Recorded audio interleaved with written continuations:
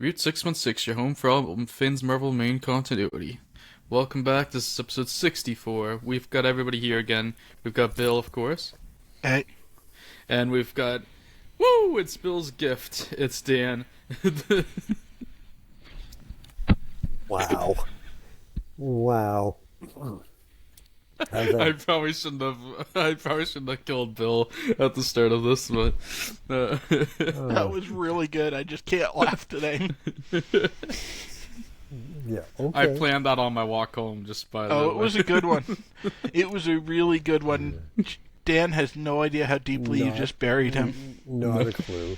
Not a clue. I was gonna say Dan and Ric Flair are very similar in the fact that they won't go quietly into the night. So, You also That don't want to noise. leave them unattended on a flight with flight attendants. Ring, ring, ring, well, he got that part. ring, ring. Oh, Shit. how are you So- guys this fine Friday evening? Potentially high in medication. I took 2 Medicated. extra strength Tylenols right before this, so. Oh, good, good. Ryan? Pretty good. Yeah. Get a couple okay. days off now, so party I time. was, Sweet. I was thinking about if I get a chance, I'm going to go out and get Newcastle t-shirts for Ryan and I. Why not? I already hate you. Yeah, there you go. How's that So- Carabao Cup going there, buddy? Oh, that hurt. I knew it was going to be bad. I wasn't expecting it to be that bad. That was the most embarrassing moment you guys have had in your lifetime. Yeah. That was even more embarrassing than getting gut stomped 7-0 at Anfield. Yeah, and the worst thing is, the Glazers are going to take nothing away from it. They don't care. No, they don't. They don't care. But that was, and Ryan, I know you don't know what we're actually talking about, but I'm not exaggerating when I say this is the lowest I have ever seen Man United sink. Yeah, we don't deserve to be in the top 10 with the way we're performing. They were playing against a Newcastle team with 8 replacement players.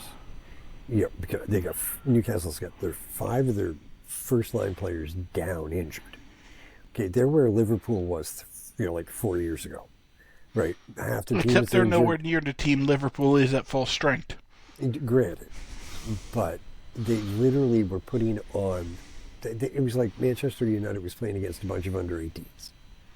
The third string players that come out of League Two, and they got stomped.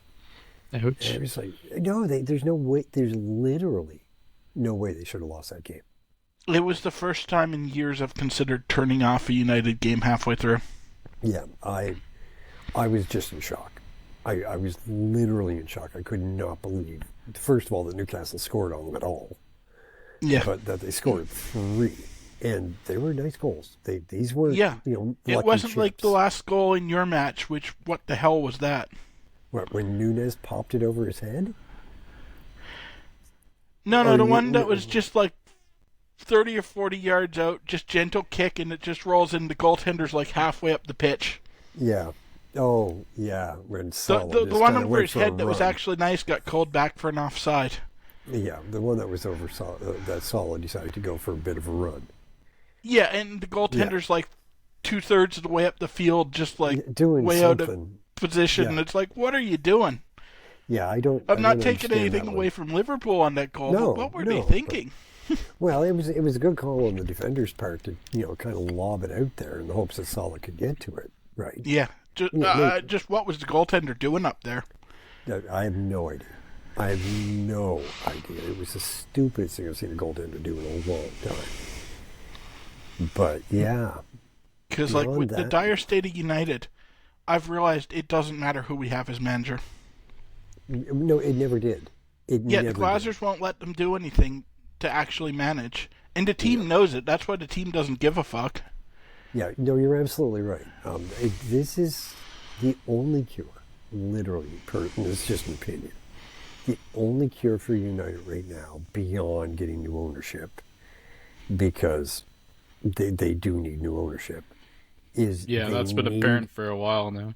right? They need to rebuild from the bottom up and start with the base. They can stick with, say, 70% of the roster they've got Yeah. if they can Let's go keep back to McGuire. basics. Yeah, if they can go back to basics and just start learning how to pass again. We'll learning never how to be play allowed as to do that, though. but play as a team again. Yeah, Because and we'll never be allowed to do that because the Glazers want to sell T-shirts, so they're not going to let whoever's managing pull non-performing players. Because, I mean, since Sir Alec left, we've had 4 of the top managers in Europe, Yep. and none of them have been able to get anything out of that team because they're not allowed to actually manage. They say AEW is a t-shirt company.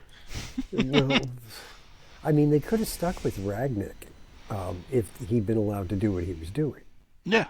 Right. I don't think they've had it. Even Ole, I don't think it was that bad a man. Ole could have done something good with that team Well, because they been. had the talent. Yeah, but he had been. Like, his first season was brilliant. Yeah. He brought you guys it right was up to, pretty what, good third what he was or doing at something? first. Yeah, and that's he- been the story with all the managers. We bring them in, they do well, and then the Glazers start meddling because they're not so like the big names they insisted on signing aren't getting to play, Yeah. and so they insist they play, and then the team falls apart because people start realizing that performance isn't tied to rewards. You're going to play if you're a big name, no matter what. That's right. Yeah. And so then the whole team checks out and stops trying. Yeah. And then And it just we falls fall apart. apart. The coach gets fired. They bring in another big name, and it immediately cycle repeats. Yeah. Yeah. It was, like I say, it never occurred to me when that game started, right? Literally, when you guys started against Newcastle the other day in the Carabao Cup, I looked at it and I saw what Newcastle had for a lineup. I didn't actually recognize 8 of the names. Yeah. It was like I had And if no you idea. don't recognize the names, that's saying something. I don't know who these guys are. I'm thinking, what the hell is going on? I mean, I knew they had injuries. I knew they had 5 men down. But I didn't expect that, he would literally put 8, backbenchers on the field. One guy hadn't played in 3 years. And he scored in that match. Yeah. You thought I was joking when I said Wolves are unironically his better time to than shine. United this year. But literally, They literally are. We struggled to get past the worst team in the league. Yeah, you did. Well, first of all, you should never have beaten Wolves. Wolves should have won that game. They should have, but that's not what hate I'm to talking say about it, with the but worst yeah. team in the league. We played Brentford and Luton Town and struggled to beat them. Yeah, you did struggle to beat Luton, which was not a good sign. No. But there's just literally, well, like I said, when I realized one of the Newcastle players was a player that they'd signed years ago that hadn't played a match in 3 years, and they were putting him on the field, and I thought, what are they doing? Are they really that desperate, for warm bodies to get into uniform? And they are, to be fair. They are. They weren't playing him because they thought United would be easy. They were playing him because they wanted to rest their closer to first team players for league play. The few players that are still healthy. But then this guy goes out and scores a goddamn goal. Yeah. And it's like, what the fuck is going on? Anyway, that match was, and again, I'm not saying this to be a prick. That was the lowest I've ever seen Man U. I've never seen anything this embarrassing before for a team. I like knew that. it was coming because I watched the City game. Yeah. The highlights don't do justice to how terrible we were in the City game. Grit. But, I mean, Harry Maguire was the least of the problems in this match, Ryan. No, Harry Maguire's on the Maguire's redemption been arc. actually performing for us this year. Well, what he's I think he doing, got motivated by almost getting booted. well, he got motivated by the fact that fans boo him everywhere he goes. Right? Yeah, And he hates the fact that he gets booed out of the building everywhere he goes. Yeah, And it that will worked. He motivate actually is trying. you. Yeah. But He's always going to be a limited player.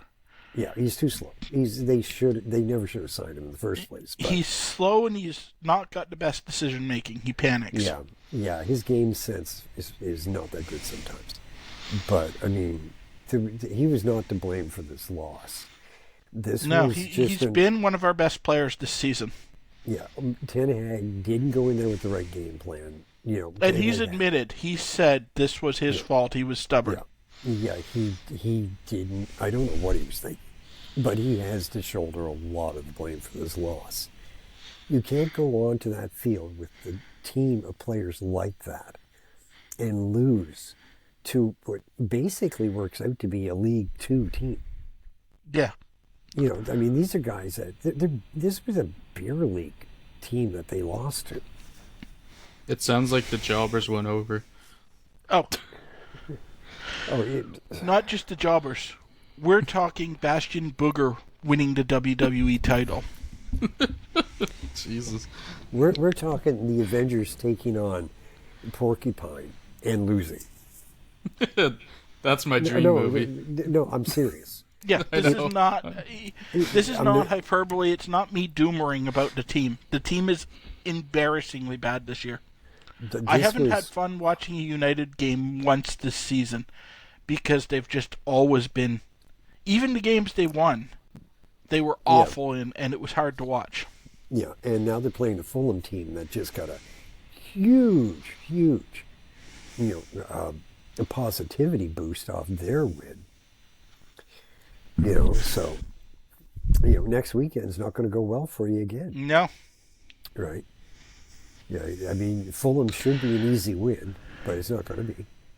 Tony's going to treat them like they're CM Punk shortly after beating up Luke Perry's kid. Wow. I was wondering where you were going to go when you finally said something. But I was tempted to say like there was CM Punk with a muffin in his hand, but no, Tony just took it that time. Yeah. But anyway, I hated to bring that up, but the truth is, I was so stunned by that loss. United this year are bad enough that it's not even funny anymore. Yeah, no, it's stopped being funny. It stopped being an internet joke, and it's become how do you support a team that's sunk to this level? When you've got players like Anthony, they paid $70 million for this guy, what? And he can't get out of his own fucking way. He's like, what the hell is going on? And they're just, and you know what, Bill? I want to go back to a film that I recommended to you that Ryan should watch but won't, called The Damn United. Oh, that's such a good movie. It is a brilliant film, but do you get the feeling that this is what's going on in that field? Absolutely. That these players just stopped fucking caring. Casemiro is the only one who cares, and he's too slow now to do anything about it. Yeah, they've realized that, like I said, they've realized their performance doesn't matter. Yeah. They can check out, not show up, and the big name players that they spent tons of money on are going to start the match no matter how they perform, because if they don't, the Glazers are going to yell at Ten Hag, why aren't you starting the guys that sell the shirts? It's pretty much like how it's kind of like the WCW hierarchy in the late 90s in a way. It is. Like, unironically, you're right. Yeah, start the old guys that were big names 5 years earlier because we can sell merch off them. Who cares if the product's bad? Yeah, or was it Forbush Man, the guy with the pot in his head and the long johns? Yeah. Yeah, it's like him taking on the X-Men and winning. It's just there's such a disconnect now that they're not even completing the easy passes. The back 3 or 4, depending on what Ten Hag does on any given occasion, is now so scared that they're not pushing the ball forward. It's painfully obvious. They all just want to leave. They want to get off the pitch and go home. Yeah, but they're like you normally would expect, like when you watch Liverpool's back online, they move the ball up. You watch Manchester's back line in this game, they once or twice they tried to move the ball up, but most of the time they were just trying to get the ball out of bounds. They were just trying to get rid of the ball. Or no matter where they are, look for Onana and pass back to him. Yeah, pass back to him, try and get it to the midfield. But they weren't trying to get it to the midfield. Is the No, problem. he'd just They would pass it right back to one of them, and then they'd pass it back to him again. Until, Newcastle came charging down the field and they just literally just kick it out of bounds. And it's like, how do you win a game when you're not trying to come up with a way to attack? I haven't played him for years. Well, this was the thing. I mean, oddly enough, and this is a weird thing to say, something you'll never hear me say ever again. Manchester used one of their best players was Hannibal. Yeah. He was one of the few players who was trying, and he was trying too hard. Yeah. Right. Hannibal got overexcited, but at least he had his heart in the game. Oh, he did. There's absolutely, because he was pelting up and down the field, but he had nothing to work Hannibal. with. He had nothing to work with. No. He just did. Right. He was playing with a bunch of guys who didn't give a fuck. Yeah. So he'd put himself in a good spot, or he'd put the ball in a good spot, and nobody would really do anything about it. Yeah, he's young enough that I don't think he's realized that it doesn't matter. He's not going to starting games no matter what he does. Yeah. Because that's the difference. He's young. He wants to break into the first team. He's got something to work for, even if the season's a write-off. Yes. But he's not going to break into the first team because no one outside of the United diehards knows who he is, and no one's going to buy a Hannibal jersey. No. Well, they might sell 10. Yeah, but not country. in numbers that the Glazers are going to care about. We'll get you one, Bill. We'll see if we can make that a Christmas present. We'll get you a Hannibal jersey. Oh, fuck, I would wear that everywhere. That kid's got heart. But in the end, I know it's just a Carabao Cup, and it doesn't really matter that much in the end. But, because most other teams like Klopp was playing mostly It'll look pretty players. with Newcastle. Yeah. Here's the thing, though. It does matter to United because we're not winning the fucking league this year. We need the cups if we're going to get anything from the season. Yeah. And I do have to confess, before we start actually talking about what we're supposed to be talking about, I did screw up. I said Liverpool won the Carabao Cup last year. They didn't. It was Man U. We won the Carabao Cup the year before. Yeah.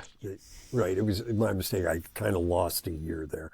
I know, and it was so funny to me that you were talking it up, and I'm like, so you're telling me you're a fan of the team that won the Cup last year? Right, but it was Man U. I guess I just kind of blanked it out of my memory or something. Like it didn't really happen. I was kind of doing the Rip Van Winkle thing. It was an episode of What If? What if Man U won something? It's the last time for a couple of years that's going to happen, I think. Well, unless they can find a way to ship off some of these players like Anthony, yeah. And I don't think the Glazers will allow it. The Glazers are insane about that team. They inflated the value of it. The Saudis were willing to pay the inflated value. Yep. And then they're like, no, we can get even more. Yeah, they won't. Well, if you can pay $6 billion, pay $7 billion. Yeah, and it's like, it's like they're never going to actually sell until they've... Yeah, they're not going to sell until they've milked every cent out of that team. Yeah, and there's like the top 10 teams in Europe. Real Madrid probably is the second most known team in the world behind Man U. Okay, and Real Madrid wouldn't go for more than $2.5 billion. Right, Liverpool would go for $2.25 billion. Yeah. Okay, and Liverpool's in the top 10 best teams in the world. Right, Real Madrid, Barcelona, PSG, you're not going to get more than $2.5 billion for them. The Saudis were willing to pay $6 billion for Man U, which is $4.5 billion more than it's worth. Yeah, not even because United, no matter how bad we get, we have name value. Yeah, you're still worth up to $2 billion. $2 billion is just the name value of Manchester United. Yeah, the actual intrinsic value, I believe, is 1.4, is what they're listed as. Yeah. As far as actual proper value, right? Or assets wise, 1.4 billion. And the Saudis were willing to pay $6 billion, and the Glazers. It's pretty insane not to take that deal. Well, that's the thing. I don't understand why. I mean, because they think the Super League's going to happen. Oh, okay, yeah, to a point, but it's not. It's not. Nobody but they would support think it's going to happen, and that's why they don't want to sell. Yeah. because they think that it's going to happen, and somehow Man U, in the state it's in now, will qualify for the Super League. Not going to happen. God, no. No. But it's like You know, everybody had. if they had the Super League today, it Yeah. would be Liverpool, Arsenal, and City from Yeah. England. Yeah. Definitely City. Definitely Arsenal. Liverpool, maybe. Yeah, Liverpool doesn't have the name recognition of the others, despite Yeah. them performing well. Yeah. And we do have a good You have history. to Get be Chelsea into- in there. No. No, Liverpool's You're not got, wrong. Chelsea has a Liverpool's, chance. Yeah, Liverpool's won the most Champions League titles out of all the Premier League teams. Yeah. But this year they're not. Calm down, Montreal Canadiens. Well, the thing is, Liverpool, despite winning a lot, doesn't have the name recognition with the casual fans. That's right. That is true. Somehow Yeah. they escaped notice, even though they've performed really well. I don't know what it Yeah. is, but like they're not they- the team you've heard of from England. Yeah, they're not notorious like Yeah. Man U, right? Man U, Man City are notorious teams. Yeah, if you've heard of football, you've heard of them. Yeah, but the Saudis, I don't know what they're doing because, I heard the interview with Salah where he basically said, "I don't want to leave Liverpool."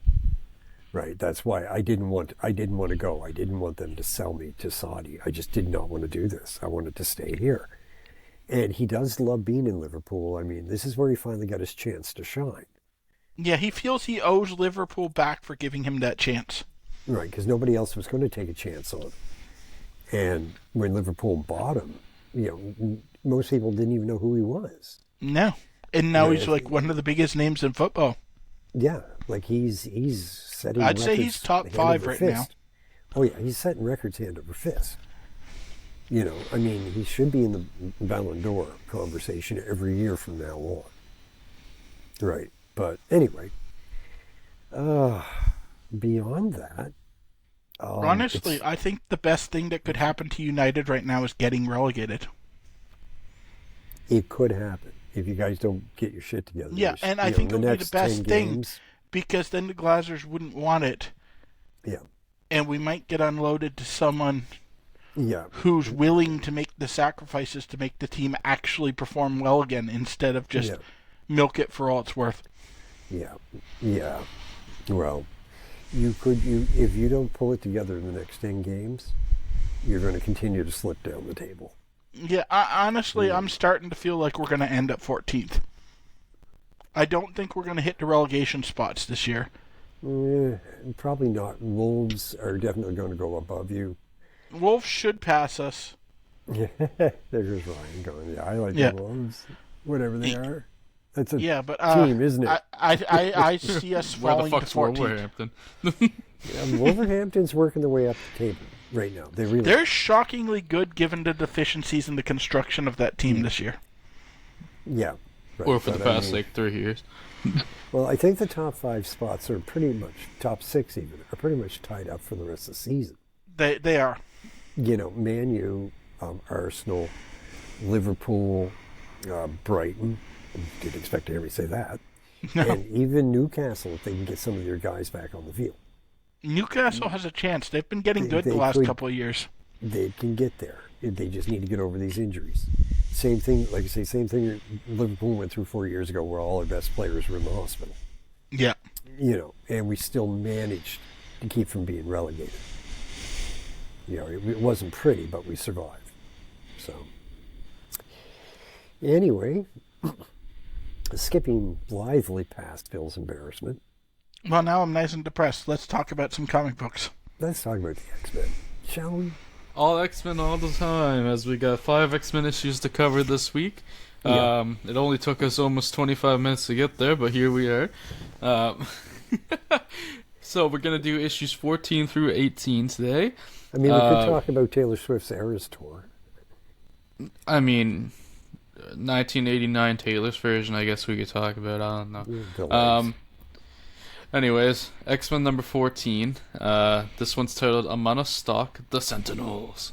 So yes, the debut of the Sentinels here. We've got Stan Lee writing this bad boy, of course. We've got Jack Kirby and Werner Roth, aka Jay Gavin, on art. Yeah. Vince Coletta's on inks. Jack Kirby and Wally Wood on the cover. That does look like there's a taste of Wally Wood on there. And excuse me, Sam Rosen's on letters. September 1965 release date, 20-page story, and Bill will take us away to start. Take us away. The X-Men are still recovering from injuries sustained in their battle against the Juggernaut. The Professor examines them and gives all the recovering X-Men a clean bill of health and a much-needed vacation. However, this would only prove to be a minor reprieve for the X-Men because at that very moment, scientist Bolivar Trask is holding a press conference to denounce the mutant race as a menace to humanity that must be crushed. The press eats it up, and Trask's paranoid rants end up landing on the front page of newspapers all over America. Oh, this comic feels topical. Yeah, it's very prescient. It's not like it didn't happen 10 years earlier in the U.S. when they went after the Mexicans. Thank you, Eisenhower. Just so you know, thank you, Eisenhower. You bastard. Right. Anyway. I was making a joke about the modern-day opinion on trans people, but that works too. Yeah, now one of the U.S.'s more notorious episodes of racism. Yeah. That somehow seems to keep being forgotten. It just didn't make the history books. I don't get it. Yeah. Yeah, odd. Back at the X-Mansion, the X-Men change out of their uniforms and conceal their mutant natures. They prepare to depart on their holiday. Jean leaves with Warren, leaving Scott to wonder how he can compete with his rich and handsome teammate for Jean's affections. When Hank and Bobby offer an invite for Scott to join them, Summers declines and departs on his lonesome, passing the newspaper to Professor Xavier before leaving. Oh, Muffin. Poor oh yes, Scotty. This is peak sulky Scott. Wow. Opening the paper, Xavier is horrified to find Trask's epitaph against mutants, complete with a wild story about how mutants will take over and enslave humanity. Feeling that this will bring about anti-mutant hysteria, the professor calls the National Television Network to arrange a debate between himself and Trask over the supposed mutant threat. That night on television, Professor Xavier and Bolivar Trask argue their points to a national television audience, sparking debate all over New York and around the United States. Bolivar offers the audience a means of defense against the supposed mutant menace by demonstrating his new invention on Xavier, unaware that Xavier is really a mutant himself. His new robot enforcers, the Sentinels. Revealing that he has an army of these robots at his command, Trask begins to order the section leader, Sentinel Number 1. However, things take an unexpected twist when the robot suddenly turns on Trask, stunning him with a ray beam and declaring the Sentinels as superior to humanity. Subduing Xavier and Trask, the Sentinels wait for further orders, allowing Professor X to send out a mental summons to his X-Men asking for help. The first to receive the call are Bobby and Hank, who are at Coffee A Go-Go, listening to poetry. Oh, Coffee A Go-Go. I hate so that place. beatnik. I don't know a lot about the beatnik culture, but I think I know enough to know that Stan doesn't know anything about it either. No, he doesn't. Because that is so beatnik. Oh my God. Yes, it's a very stereotyped beatnik environment. Yeah, it is. Yeah, all you need is the beret and the pipe. Oh, that's on Bernard the Poet. Oh, goody. But it's literally, that's all you need is the beret and the pipe. That's pretty much all he has. Right. What we need is Rimmer to put Sark in his place. They then spring into action as Iceman and the Beast. Warren Worthington also gets the call while sitting down for supper with his parents and excuses himself from the table to change into the Angel and fly off to answer the professor's summons. Back at the TV studio, the professor tries to keep the crowd calm with his mental powers, but finds the strain incredible. The Sentinels decide to take Dr. Trask to their headquarters, leaving Sentinel 3R to guard the humans. Iceman and Beast arrive on the scene and begin trying to take the Sentinel out of commission. They manage to knock the robot off its feet, feet, but then the Iceman is hit by a ray blast. Scott, having heard the professor's summons, takes a cab to the TV studio. He accidentally drops his ruby quartz glasses while in the cab, causing him to fire an optic blast through the roof. Regaining his glasses, he's chased by an angry mob who had bought into Trask's anti-mutant hysteria. Rushing into the studio and losing the mob, Scott changes into his Cyclops uniform and comes to Beast's aid. Beast is knocked out in their fight against the last standing Sentinel. However, before Cyclops can deal with it, the Sentinel suddenly deactivates on its own and falls over. Mentally commanding his charges so as to not give away his secret of being a mutant and leader of the X-Men, Xavier orders Cyclops to revive the others and help the people out of the studio so that they might examine the Sentinel and find out what deactivated it. The other Sentinels, meanwhile, have escaped with Trask as their prisoner. Flying away from the studio, they come into contact with the Angel. The Sentinels break off to attack him with their energy blasts. The Angel is able to evade their attack, but is drawn towards a speeding train, getting stuck on its roof. Coincidentally, Jean Grey happened to be riding this very train to answer the professor's call for help and was able to help the Angel to flee from his attackers. She changes into Marvel Girl to give Angel a helping hand back on his feet. They join the other X-Men just as the Professor is able to mentally probe the mind of the Sentinel, who mumbled the word Master Mold before deactivating. With his probe, he learns the Sentinel's secret base and leads the X-Men to go out and rescue Trask from his wayward inventions. Meanwhile, at the Sentinel's base, Trask demands to know why his inventions have betrayed him. They explain to him that in order to protect humanity from mutants, they must first conquer the human race. Taking Trask into the control room, they are alerted of the X-Men's approach through their sophisticated computer systems. Outside, the X-Men park the Professor's Rolls-Royce in the location the Sentinel told them that its comrades were hiding. However, all they find is an empty meadow. Suddenly, the ground rises up, revealing a high-tech base that fires laser beams at them, catching the X-Men all by surprise. The end. And that's why there's only 5 comics we're covering. Yes. Yeah. It goes to show also that all it takes is a little probing. It's amazing how well they nailed the Sentinels on their first outing, though. It's very good. This is a very good comic. The Sentinels are great. Their design is wonky to see at first compared to what they become, but that's a little thing to overlook. And even that's mostly there. It's mostly differences in art style rather than like a completely different design. Yeah. It's mainly just Jack Kirby fucking shit. You go, Jack. You know, Jack. It's not Jack's finest work, in my opinion, but... That's because it's almost not Jack's work at all. Jack at most very lightly penciled the layout. Is that what Gavin added to this? Because... Yeah, this is mostly Jay Gavin art. Or Werner Roth, really. You can see it a lot. The people are too thin for it to be a Jack Kirby art. Kirby draws his men very well, then I'll blame bulky him. and like lantern-jawed. Yeah. Werner, well, the people, the X-Men themselves were okay, but it was... I guess I should have known because Kirby is better at the more out there stuff. So he should have been able to nail the Sentinels better.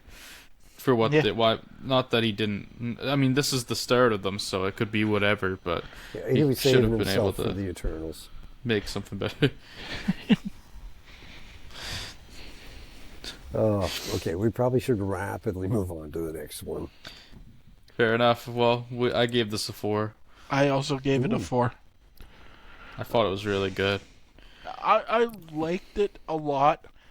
I didn't love it enough to give it a 5. To be honest, probably one of the best first appearances of a major group or character so far. Absolutely. Definitely, I would say this is probably the best story arc of the original X-Men run. Other than maybe some of the stuff right at the end with Polaris and so, but Getting Juggernaut and then this is possibly the best 5-issue stretch of the first however many years of Marvel. yeah. I don't know. It probably. X-Men was firing on all cylinders for these 5 issues. It's sad how fast it fell off because there's the second arc we cover today is pretty good, but not at this level, and then it just starts plummeting. Oh, good to know for when I get back into X-Men. There you go. Yeah, no, X-Men is rapidly going to become the worst thing we read. Nice. Oh Well, boy, it's going to have to sink a lot. Like Dan, that's true because we still have Daredevil. Yeah, I was going to say. Okay, it's going to become tied for the worst thing we read. Daredevil doesn't have the Locust. Okay, fair enough. Well, let's move on to X-Men number 15. This synopsis that doesn't seem like it's as long as the last one was, so that's nice. Prisoners of the Mysterious Master Mold. Excuse me, this one's title. Stan Lee writes, of course. Jack Kirby, Jack Kirby and Werner Roth here for art again. Inks by Dick Ayers. Dick Ayers, Jack Kirby on the cover. Artie Simics on letters. October 1965 release date. 20-page story. And I'll be taking this one. You got rid of the mold. I was saving that mold. It was going to be 2 foot high. Sorry. But why, sir? Because it annoys Rimmer. Continued from the last issue. Sorry. Tracking the Sentinels back to the base to save Oliver Trask, the X-Men are caught off guard by the base's defenses. The X-Men find the defenses too powerful, and Professor X calls for a retreat. Planning another strategy, the Professor has Iceman create a glider out of ice that he and Beast will ride, followed by the Angel, in an attempt to sneak into the base. As Cyclops blasts the glider into the air with his but I told you Dan couldn't go quietly. Anyway. Yeah, sorry. As Cyclops... That one really got Bill. Yeah, speaking of going quietly. Yeah. As Cyclops blasts the glider into the air with his optic blast, Hank and Bobby are soon captured and taken prisoner by coils that spring out of the defense system. Nice. Angel follows not far behind, however. However, he's forced to retreat when a flamethrower almost sets him ablaze. Well, that'll do it. A little Icarus moment for him. Beast and Iceman are then sealed within a cage and gassed so that the Sentinels can examine them further.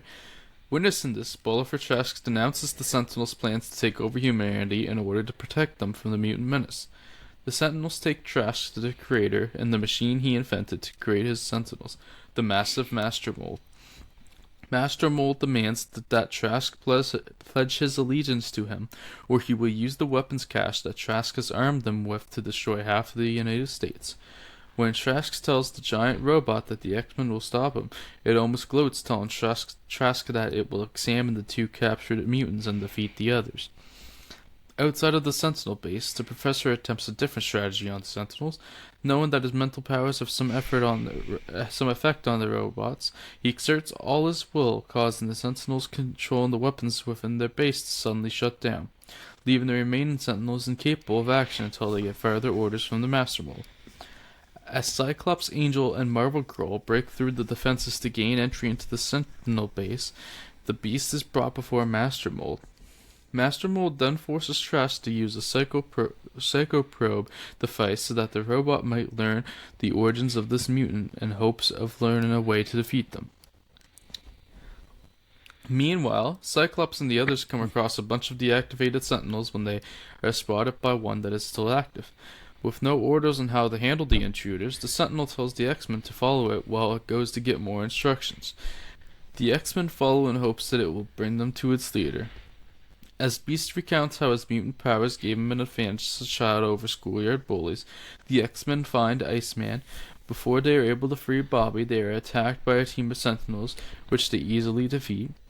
Then they free Iceman and continue their search for Hank and Trask. Beast continues his tale, explaining that in high school his mutant powers made him a football star. Makes sense. Attracting the attention of Professor X. He came to Hank's parents and offered to take Hank into his school to train him in the use of his powers. Hank, by this point, has not implicated Xavier's affiliation with the X-Men. However, Master Mold decides that learning the identity of the X-Men's leader would provide him with the key to destroying mutants, and he probes deeper. Monitoring the situation from... There has been a lot of probing in this arc. There has. Yeah. Maybe that's what makes it so good, who knows. Monitoring the situation from safety with his mental powers, Professor X sends out his astral form to try and stop Hank from outing him as the X-Men's leader. With the probe stopped, Xavier's no fun. Xavier attempts to exert his mental will on Master Mold.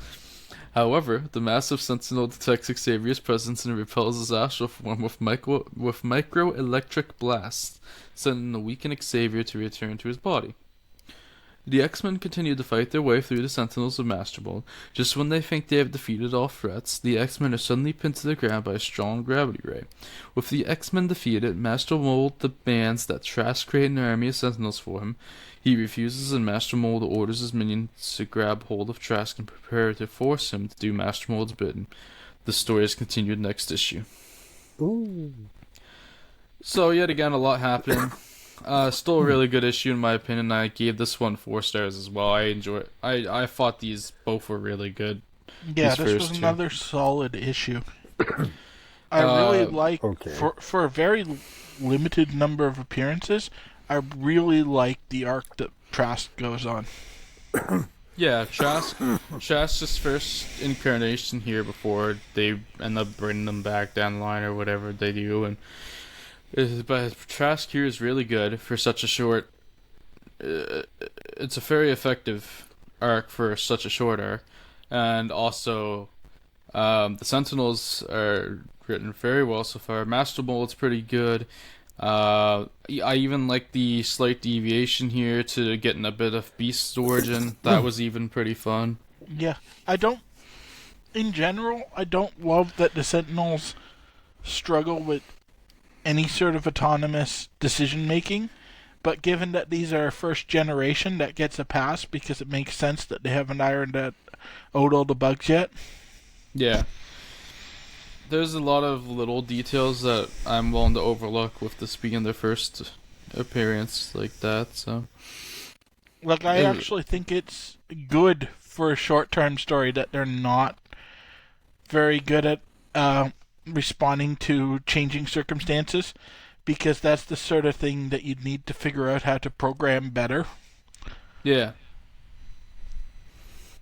And so I suspect it's bad writing on Stan's part, but it's plausible that it was intended to show that they hadn't been developed that well yet. Can we just go with bad writing by Stan?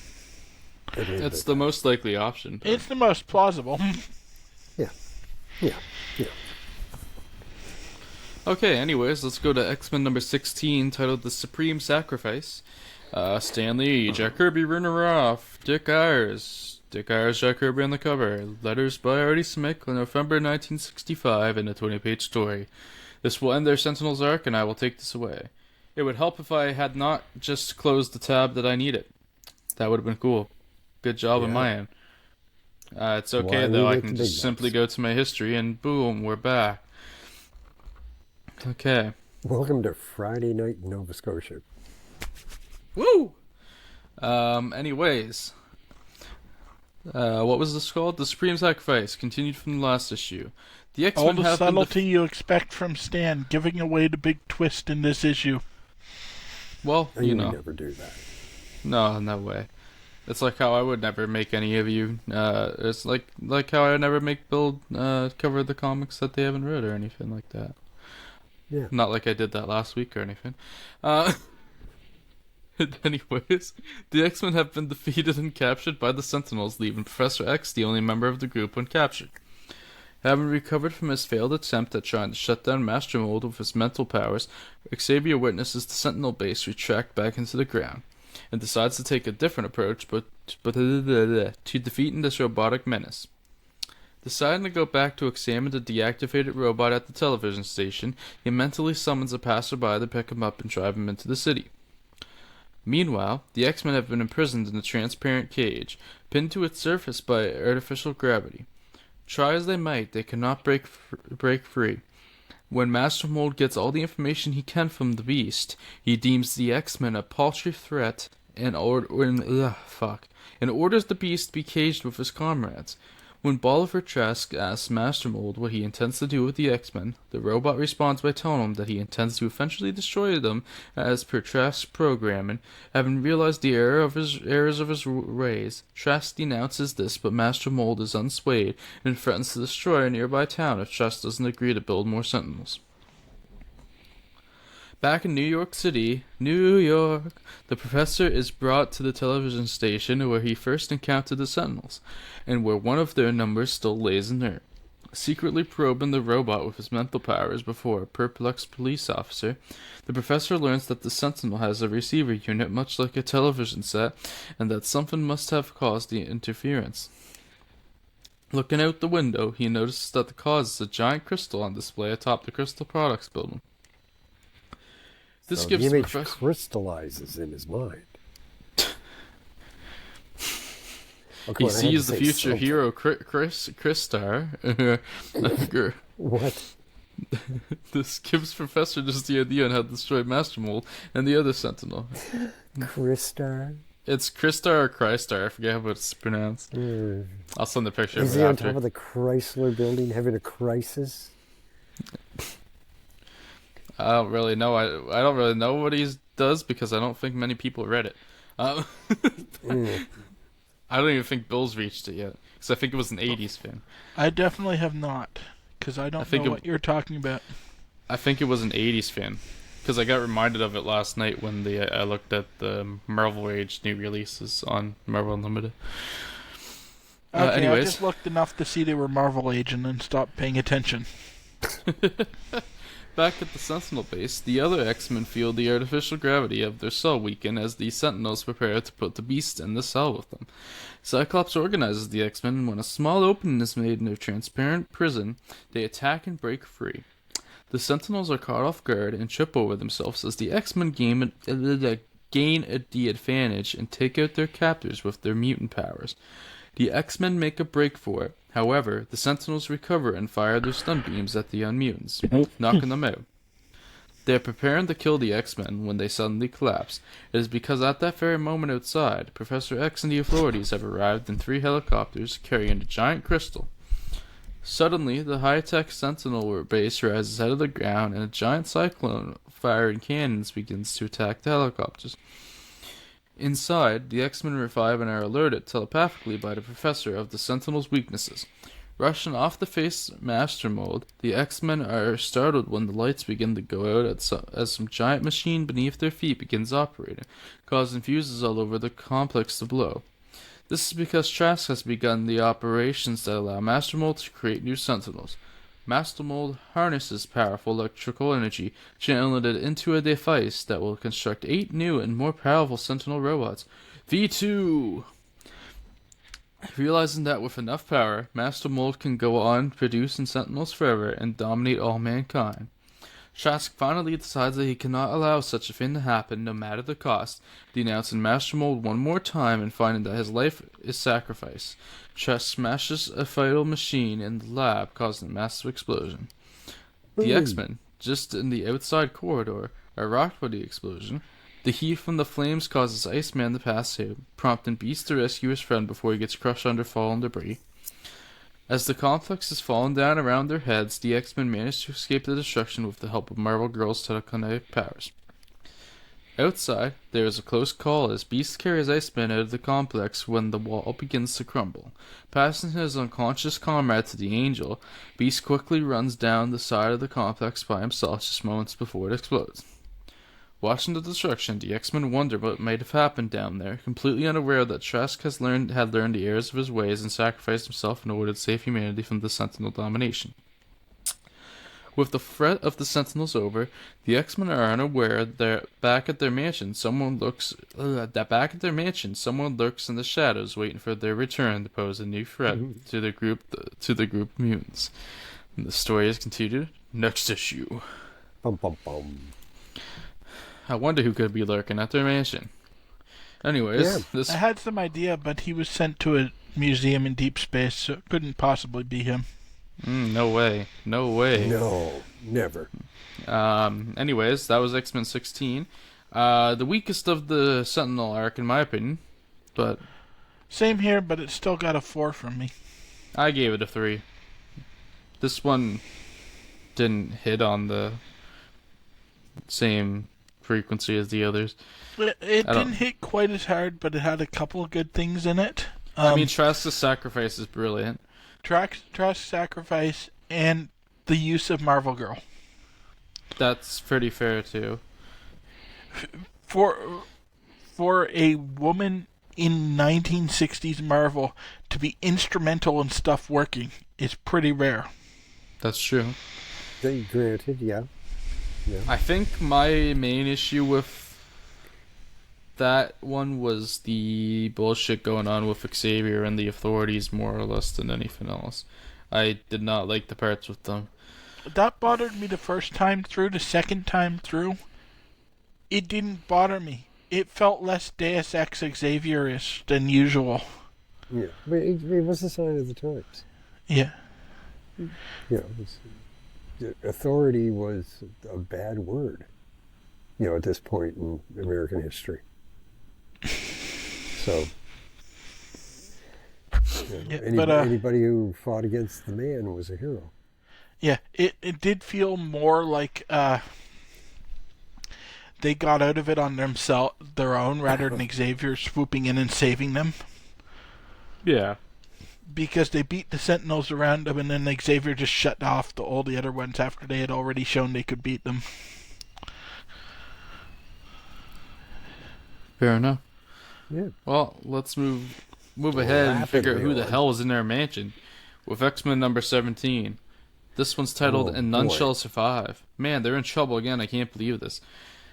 Stan Lee writing this. They're clearly trying to call back to Juggernaut with that cover.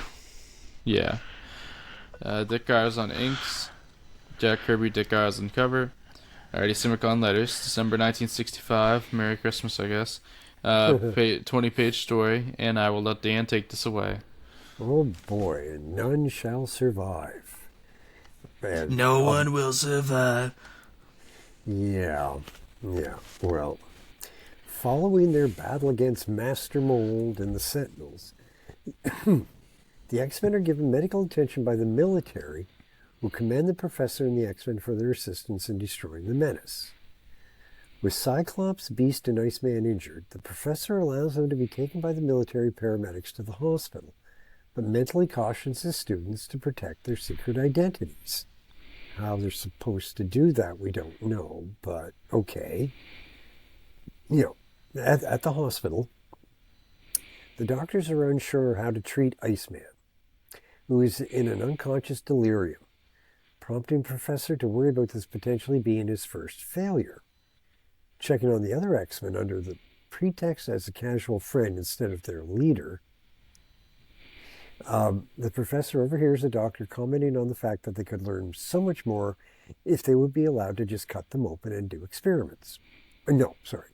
If they knew who the young mutants' parents are. How would that make it... What? Don't question it, it's okay. Okay. Finding the Angel flying over a crowd of nurses, trying to look down their blouses, he's checking the answering service with the mansion. The Professor is informed by Warren, "You rang?" that his parents are coming to visit because they hadn't heard from their son in a while. The Professor calls the Worthingtons and tells them that he's on a field trip with his students for materials for a coming research paper. Although the Worthingtons are relieved, they insist on stopping by for a visit for only a few minutes. Concerned not only over this, but his sense of dread, the Professor sends Warren back to the mansion to scout around. Warren arrives at the mansion to find no trouble on the grounds. However, upon walking inside, he is almost smashed by an axe, which suddenly levitates out of the hand of a decorative suit of armor. Okay, and smashes into the wall. This is why I gave it to Dan. Struggling, really struggling. flying through the mansion, the Yeah, angel... imagine I have to read it. Yeah. The angel accidentally flies into a mirror.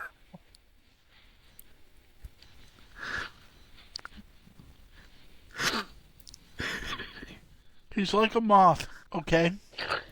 No, I'm picturing a blue jay face planting on a pane of glass. That's exactly what happens. Good. So he knocks himself out. Oh, wow. This strange attacker watches, lurking in the shadows, boasting that this is the first of the X-Men he will defeat, using a mirror. Wow. That's not the worst way he defeats one of them. If it wasn't for the fact that they're not trying to be funny, that would be fucking hilarious. Oh my god, that would be so funny. And back at the hospital... Ooh, look, it's another me, and it's getting bigger. Yeah. The last thing to go through his mind was his ass, apparently. Back at the hospital, the doctor has almost done his examination of Cyclops, wanting to finish up by examining his eyes. There's a plan.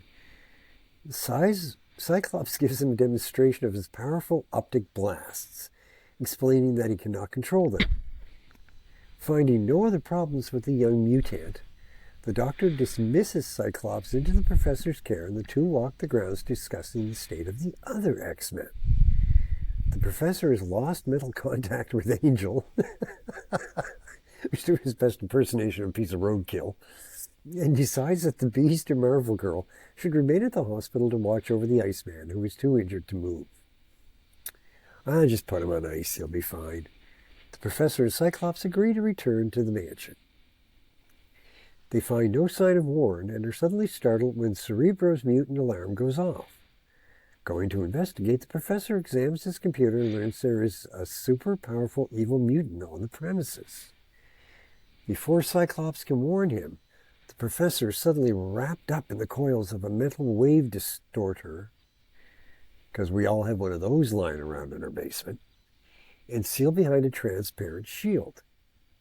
Cyclops attempts to blast through it with his optic blast, but finds it redirected against him. The lights then go out, and Cyclops is attacked by their foe in the darkness. Unable to see his foe, Cyclops is easily felled in hand-to-hand combat against their unknown attacker. I'm going to cut in here, because that summary doesn't capture the true beauty of it. Do you know how the attacker knew where to hit Cyclops in the dark? How? He waited by the light switch and clubbed Cyclops when he came to turn on the lights. And no, I'm not joking. That's actually good. I like that. Yes. Yeah, a little Silence of the Lambs going on there. Yeah. Okay. Back at the hospital, Beast is totally recovered from his injuries, which he shows off for Marvel Girl. Jean is concerned about the professor and also decides to check on injuries. Bobby. I'm all blue and furry. When they find that Iceman is still in a coma, the two decide to venture to the mansion to see what's happened to the professor and the others. Arriving at the mansion, they rush into the front door and are shocked. Shocked, I tell you, shocked. To find that the entire inside hallway has been coated in a frictionless surface.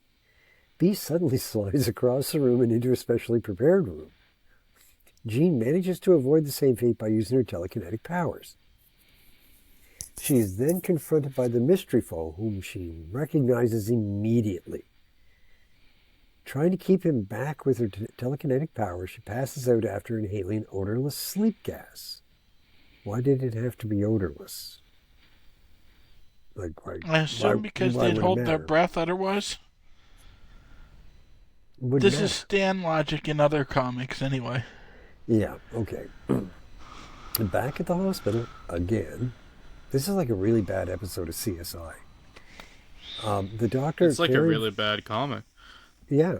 The doctor caring for Iceman is called into the mutant's room because his pulse is getting weaker. He's going cold. And he's becoming more delirious. With no other choice, the doctor decides to try a new experimental sulfa drug on Iceman and sends the nurse to go get it. Yeah, that's a good idea. Back at the mansion, again. The X-Men's mysterious attacker seals them in an enclosure of a high-altitude balloon.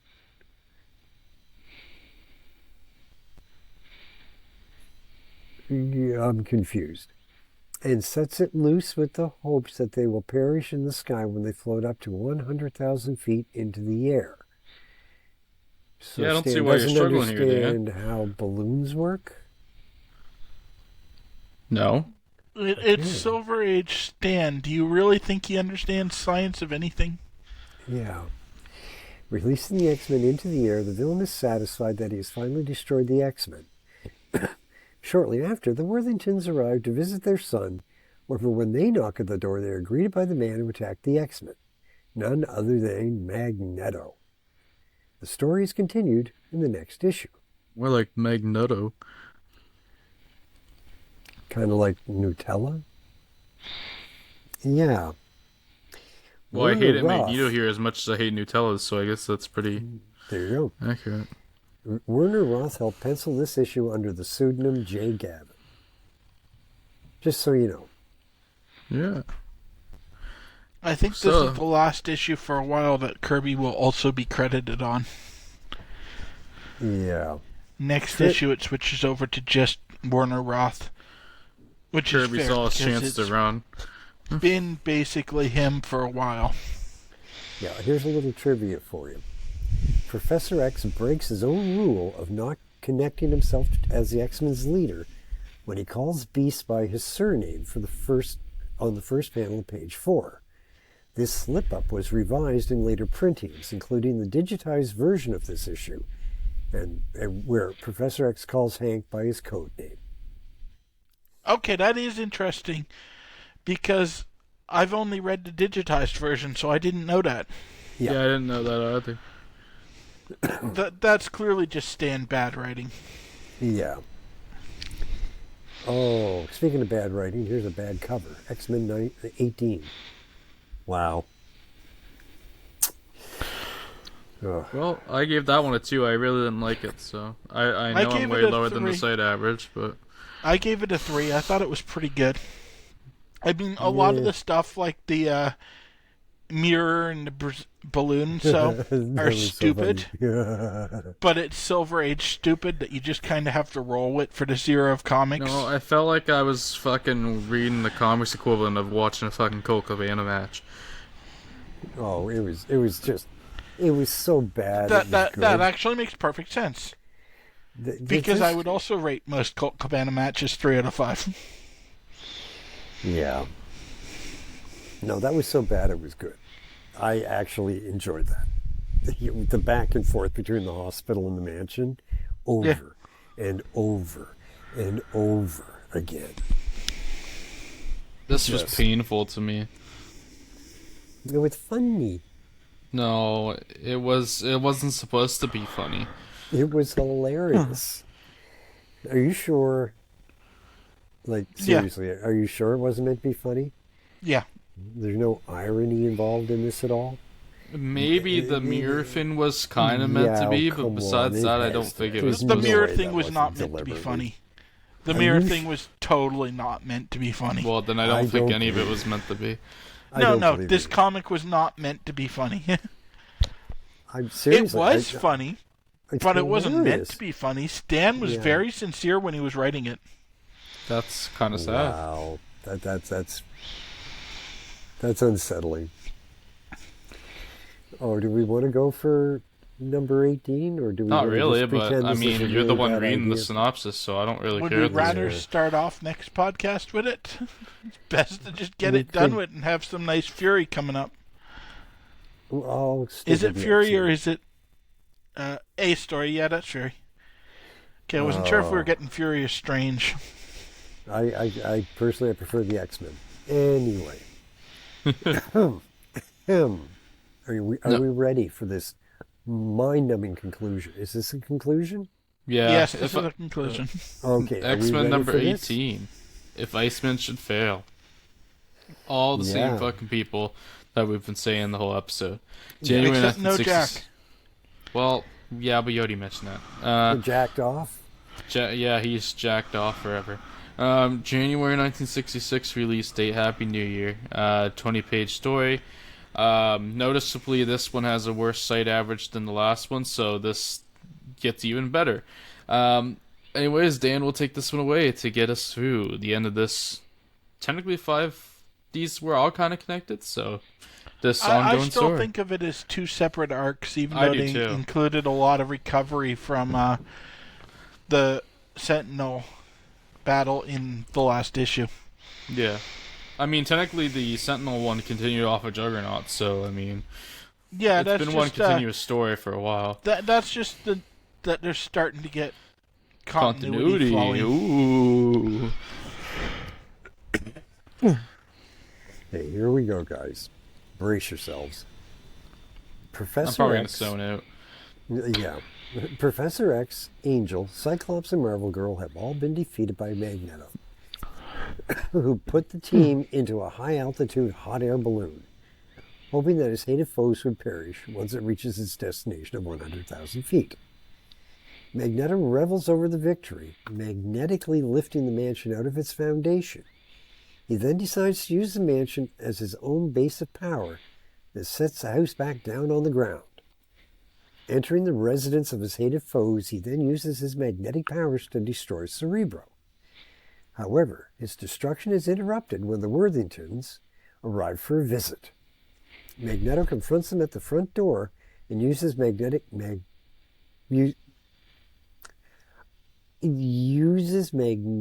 hypnotism to put them under his thrall. Yeah, that's a power Magneto has, by the way. You didn't know that? What is magnetic hypnotism? Yeah. This is not the first time he's used it either. Oh boy. Yeah, okay, Yeah, I can't believe you haven't been paying attention to the title, Dan. I'm so sorry.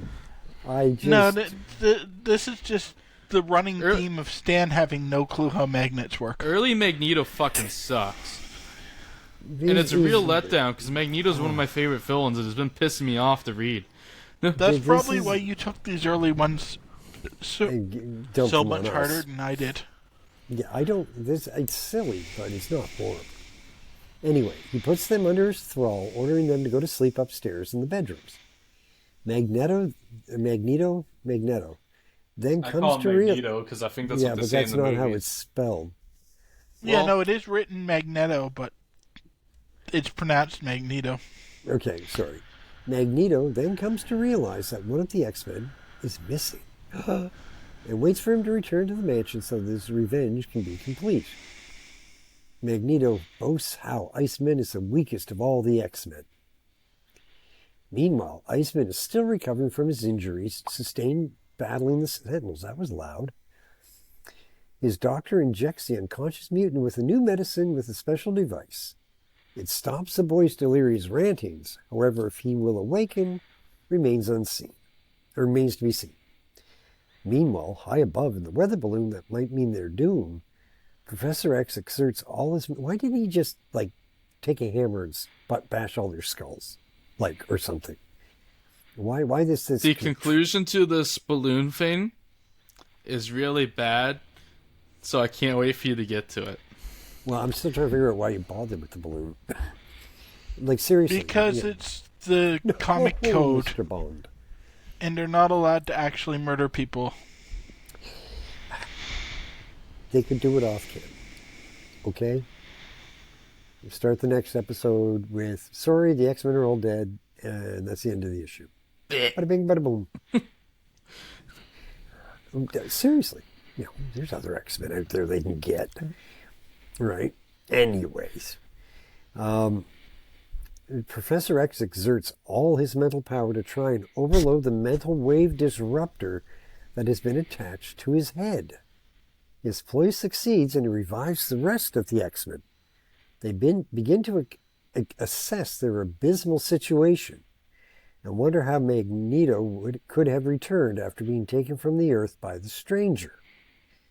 Back at the mansion, Magneto uses his magnetic powers to assist him in constructing a device that can duplicate body cells and create an army of mutant clones. using the Worthingtons as a source material. That's a good call. I like that. That's a good idea. Probing the situation mentally, the professor learns of Magneto's plans and tries to revive Iceman, who wakens from his coma and agrees to go out and try and stop Magneto. Marvel Girl is then instructed to use her telekinetic powers as an anchor, preventing their balloon from floating up any higher. The professor then probes Magneto's mind so that he and the X-Men can learn how Magneto managed to return to Earth. But Magneto's helmet should stop him from being able to do that, shouldn't it? That's a retcon from later. Oh, okay. I don't think the helmet had any effect other than looking cool at this point.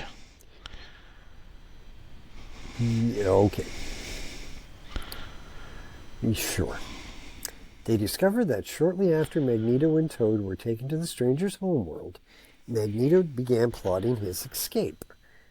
One day, they were left to their own devices, and Magneto, taking advantage of the fact that the stranger allowed them to roam his planet freely, brought Toad to a location where a number of rocket ships had been collected by the stranger and put on display in a museum. Convenient. Magneto then used his magnetic powers to gain access to one of the rockets, and after kicking Toad off the entrance ladder, Magneto flew the rocket back to Earth. Toad gets a really raw deal. You know that? You know what? I even in the movies, Toad gets a really raw deal. Toad's one of my favorites of the Evil Mutants because he grovels so much. It's hilarious. But it's unfair to him. In my mind, it's just completely unfair. Okay, so are you guys still awake? Yep. Okay. Bobby arrives. Sorry, I was dissociating a little bit. Yeah. Bobby arrives at the mansion, spies on Magneto to learn what his plan is. God, this is going to take forever to read this. I see Magneto creating mutant clones from the Worthington's dinner. Iceman sneaks into the room where they were sleeping and uses his ice powers to stop the flow of information, leaving the clones inert. Furious that his creations have not yet come to life, Magneto enters the room and attacks Iceman. However, Magneto underestimates Iceman's abilities, and Bobby manages to fight off Magneto's attacks, creating an ice slide to send the two of them out of the mansion. Cool, that's cool. Meanwhile, as voiced by Samuel L. Jackson, apparently.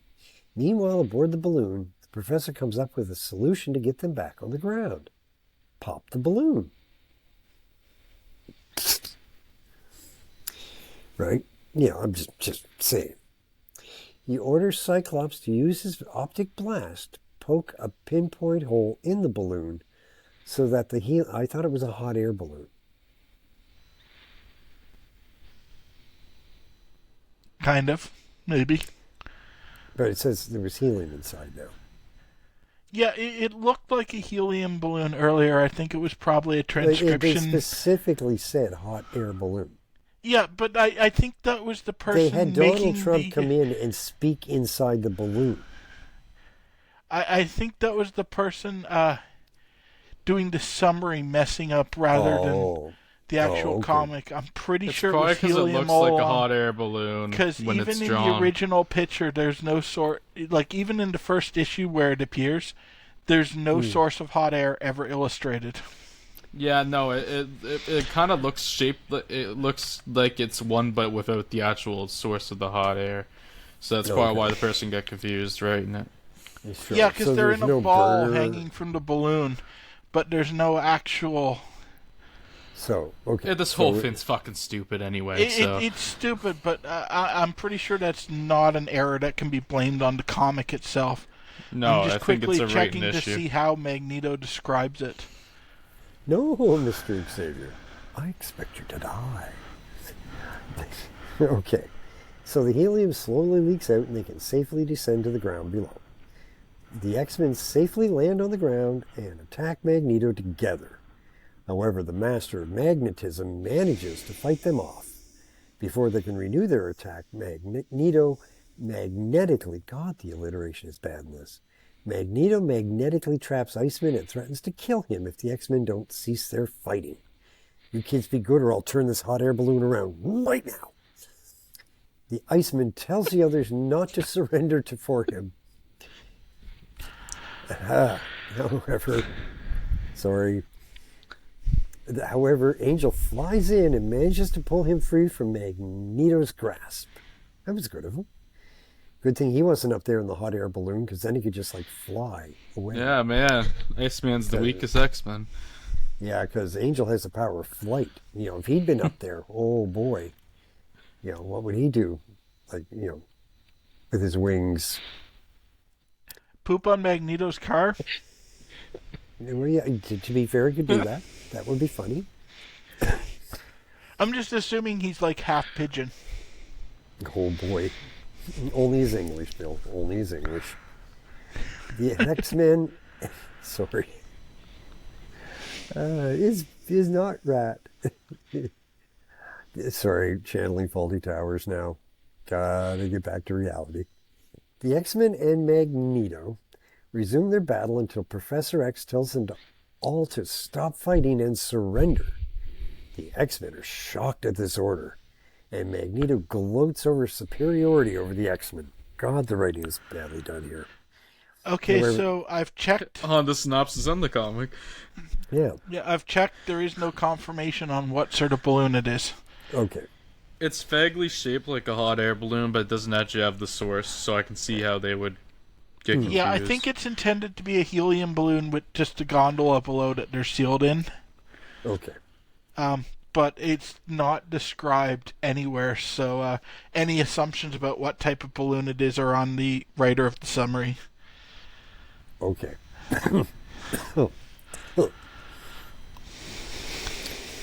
However, this only proves to be a delaying tactic on the professor's part, as he has delivered a mental summons to the stars.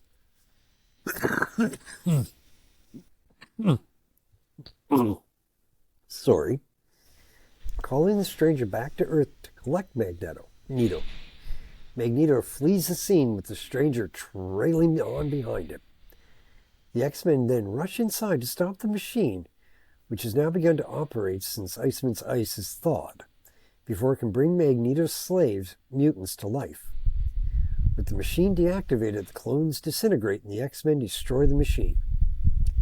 The next day, the Worthingtons awaken from their sleep with absolutely no memory of their encounter with Magneto, and join the X-Men, now in their civilian guises, for breakfast. What do you think? House of Pancakes, guys? Yeah, man, I felt like I slept for days. I'm hungry. Okay. To be fair, that was nowhere near as horrible as 90% of the shite we have had to talk about for the last year. I didn't like this either. This was an R2 for me. They fucking got... It's got enough plot holes to, They fucking... Their way to fucking get out... To get down with the balloon, they could have done the whole fucking time. Nothing special happened. Good thing. Silver Age inconsistency only starting to bother you now? Yeah. Because I've got bad news about the next 3 years of comics. Yeah, I mean, it's not like there was one of the X-Men up there was somebody who could fly. Right. Trapped up there, who had wings and could fly away and, maybe, come up with a way to save them. Because that would have been really convenient. Yeah, he could have just flown the rest of them down. Yeah. Actually, two of them could fly. Because they spend a whole lot of time establishing that Marvel Girl can fly now. Yeah, and she can levitate people. I mean... They could have all gotten down at once at any point. Yeah. The plot holes with some of this bad writing is almost as embarrassing as a Man U face in fucking Newcastle. Well, let's be reasonable here. It's not that bad. Yeah, not quite as bad as Man U. Right. But anyway, honestly, I'm not going to lie, I did not mind this as much as some of the other crap we've read. Yeah, this isn't that bad. It's not horrible. Dumb. It's hokey. Silly. It's got all the failures of Silver Age comics. But it's in the Silver Age. Yeah, it's silly, but it's I've complained about some of these other Yeah, ones complaining too. about the tropes of an era within that era seems unfair. With the god-awful writing with Hulk, the Fantastic Four, this is actually a step up. Whether you guys Yeah, willing I to give wouldn't in say and this admit is a it or step not. up from This is Fantastic a- I Four would. at I this would. point. This is a definite step up from most Fantastic Four we've covered to this point. Yeah. This has continuity. That's First of all, yes. But this also isn't the generic bad guy. This isn't the generic, cliffhanger crap, with page after tedious page of, fighting. There's a bit of slapstick humor, intentional or otherwise, in it. And there's sort of a unique battle between Magneto and the rest of them. Like, it's very different. So I'm going to say it's leaps and bounds better than some of what we've covered. Yeah. Any Hulk issue, right? I comfortably gave this one a 3. Yeah. It's not as good as the last one. It's definitely the weakest issue we covered today. But I Granted, still feel but the fine arc- giving it a 3. Yeah, the entire arc is actually not that bad. Right. I think as a whole, the arc would even hit a 4. The biggest issue was the Worthingtons coming to visit the school. I hated that too. Because Yeah, that was Angel pretty had just tedious. been over to visit them. It's not, and then all of a sudden they're like, "We haven't seen Warren for months. We need to come visit." He was home 2 issues ago. That was yesterday in comic time. Yeah, but no, like I say, as far I mean, as that's arcs just another go, it was plot pretty hole, good. though. Yeah. Yeah. I mean that hurt it, but I still gave both parts of the second arc. I just 3. didn't like this. This was not my personal taste Wow. at all. Really? I didn't find this I mean, any fun. I did Needs not more find this. Needs more Impossible Man. Yeah, I well, probably would have but, liked I mean, it more.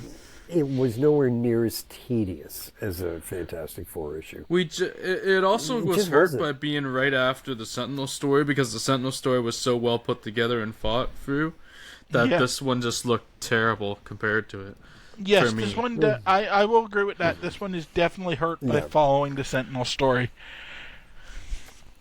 I took a break after finishing the Sentinel story last night, and then came back to it today, and I think that's why I liked it much more the second time through.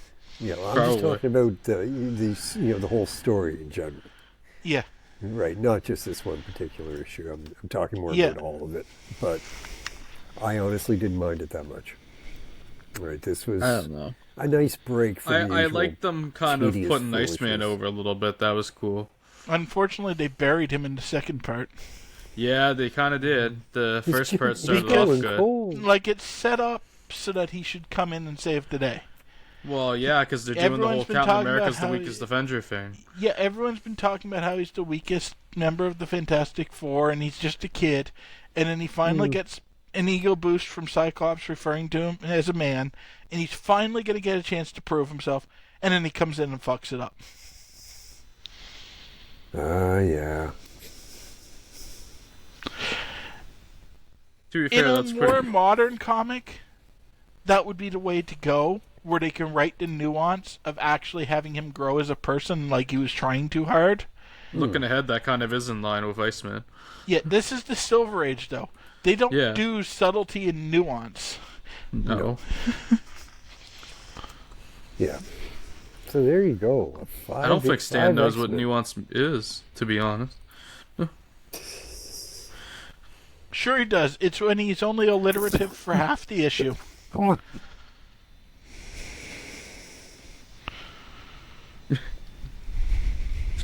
Oh, shit. Well, this was an Okay. up and down ride this week. oh, this was All this X-Men was all not the that time. horrible. This was not that horrible. And to be honest,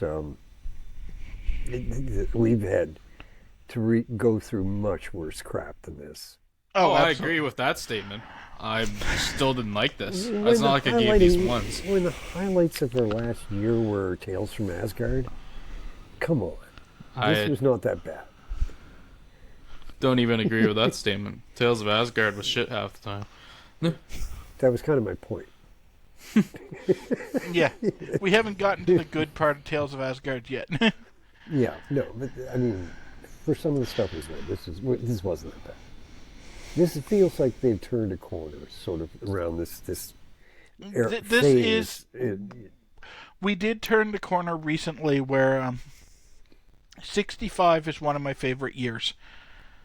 65, 66, because it's where they turned the corner from standalone episodes restored to status quo by the end of it to ongoing storytelling. Yeah. Ongoing continuity helps go a long way for enjoyment of comics for me. Well, I like long on-running stories, which is kind of a lost art sometimes nowadays. Because people are only given like 5 issues to do something, or they're given 20 issues or whatever. They do the long-running stories, but they're all in the big events. That too. Yeah. You can't do anything in a person's standalone comic because they need to be in position for the next company-wide event. So it's pretty much just put them in a holding pattern until that. Yeah, put him in a helium balloon and let him hang there for a while. Time to make Kamala Khan a mutant. Yeah. Okay. Well, there you go, guys. We made it through. That was real. That was mostly good. There were, even the last two did have some moments I did enjoy, but yeah, it just wasn't for me. And I didn't hate them. I didn't give them ones. I gave them twos. I just didn't like them. But could have been worse, like you said. I mean, it's not like we were fucking reading a Giant Man, so. Yeah. Well. Or Human Torch. Okay. Yeah, let's keep this going. Or Spider-Man. Nobody else is saying that. They don't have to. I said it. Well, I mean, I guess this is about. I guess those were about in line with the Amazing Spider-Man Annual #2 we covered last week. So. Yeah, I'd agree with that. Yeah, until the MCU gives Jonah his own film, I don't care. As long as it's still J.K. Simmons playing. I will watch the shit out of that. But yeah, J.K. Simmons. Yeah. Right? Yep. The J. Jonah Jameson movie. That would be so good. It would be so awesome. Better than anyways, I suppose we'll get ready to get zero gravity. We'll get ready to get it here, but before we do, what we're covering next week, we are covering Strange Tales number 137 A Story, 138 A Story, 139 A Story, 140 A Story, 141 A Story, Tales of Suspense number 69 B Story, and 70 B Story. We're doing 7 next week to make up for the fact we only did 5 this week. And half of those, they're only half stories anyway, so it's not as bad. Oh no. What? I saw the Captain Americas at the end of it. Oh, yeah. Oh, I'll be sick next week, sorry. God. This is like a bad week for Dan. This is Dan. The Strange run, or the Fury run is pretty good, but it is. Those Captain Americas at the end are not Dan's great. not into the Spy Fury, though, as much. I think Dan prefers War Fury than over Spy Fury if he was to choose I hate one. Captain Fury on any level. Well, I know you. I feel like if you were choosing one, though, you'd go with the war stuff so far, and then you peaked this week with your X-Men. Okay, you know what? Yeah, never mind. We'll tear Fury apart later. Dan just hates Fury, so stay tuned next week for Dan not to be sick. I don't see any point to him. Stay tuned next week where Dan's not sick and we'll bury Nick Fury. Huh? Yeah. You give me the Nick Furies, please. Please. I mean, it's Nick Fury or Captain America, so. Captain America it's like kicking somebody when they're down. Right, Nick Fury, let me take that.